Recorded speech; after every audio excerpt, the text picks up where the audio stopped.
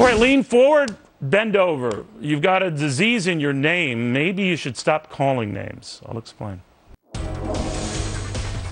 Finally, I promised myself, Neil, do not get involved in this one. Neil, just butt out that defending Ann Romney in this latest attack on her riding horses to deal with her multiple sclerosis would look too self-serving.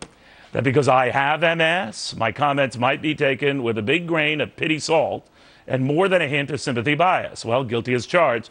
But sorry, I'm just charging in because I've had enough. Enough of condescending commentators at another news channel whose incredible ignorance of an illness I know all too well risks being accepted by an audience that might not know the facts that well. So, here are the facts. Ann Romney has multiple sclerosis. I have multiple sclerosis. Ann does not need your sympathy. I don't need your sympathy.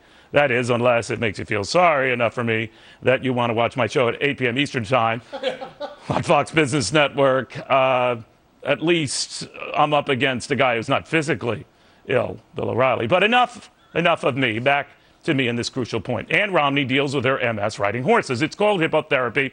Some call it dressage. But at its core, for MS patients, it refers to the use of horseback riding as a treatment for medical conditions, namely for treating walking difficulties. Now, neurologists have long debated whether riding around on horses is a cure for MS, but many firmly believe it helps relieve some of the very real symptoms of MS. As their industry Bible, Neurology Care, noted last year, a number of studies have found that, and I quote here, some people treated with riding therapy exhibited improvement in balance, emotional functioning, pain, and muscle stiffness. Other studies have pointed to improved mood and walking ability. Still others more energy. My point is that this is a legitimate therapy. Now, do I use this equine therapy? No, but that's only because I'm generally bigger than the horses and I don't want to hurt them.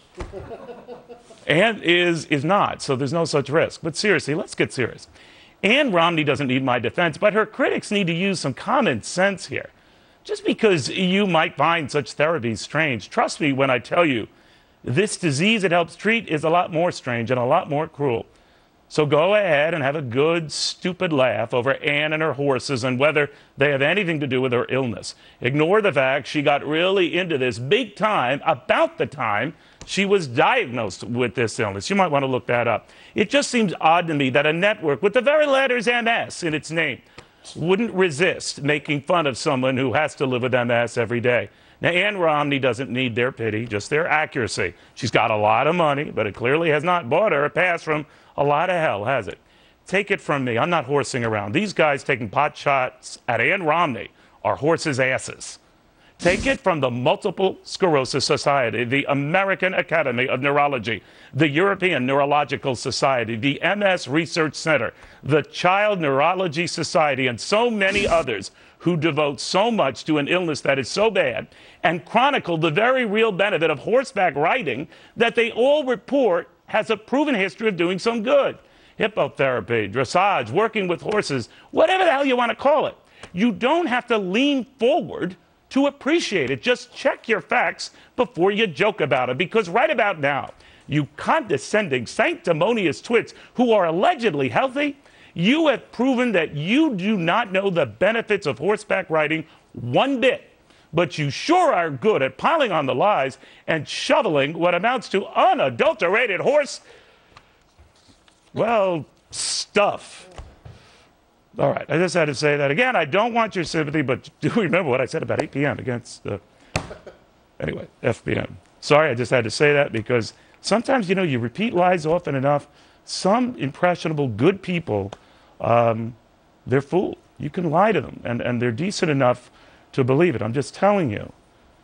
Don't. I just gave you the facts. And ask yourself this. If they're that egregious at lying on that issue, what else are they lying about? Good night.